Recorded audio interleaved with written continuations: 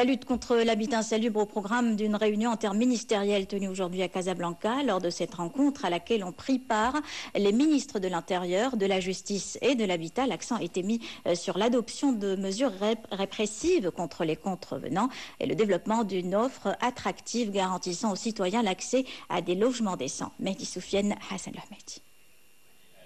Faire face à la prolifération de l'habitat insalubre à Casablanca.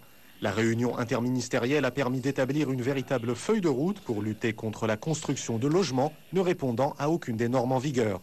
Le phénomène freine le développement de la ville. Pour les intervenants, toute atteinte à la législation urbanistique doit être sévèrement sanctionnée. Plusieurs mesures ont été adoptées.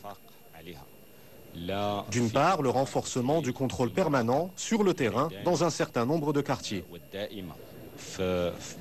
D'autre part, l'activation des poursuites judiciaires à l'encontre des fonctionnaires ou des élus qui sont impliqués dans des infractions à la législation en vigueur.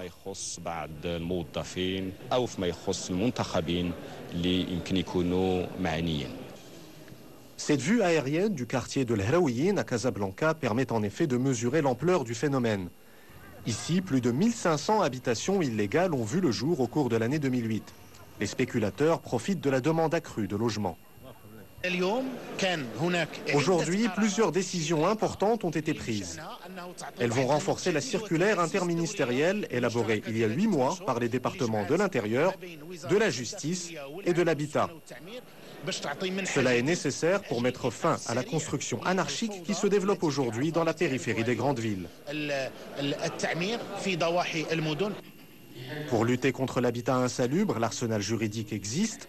À Casablanca, plus de 30 agents d'autorité et élus communaux ont récemment été sanctionnés pour leur implication dans la prolifération d'habitations non réglementaires.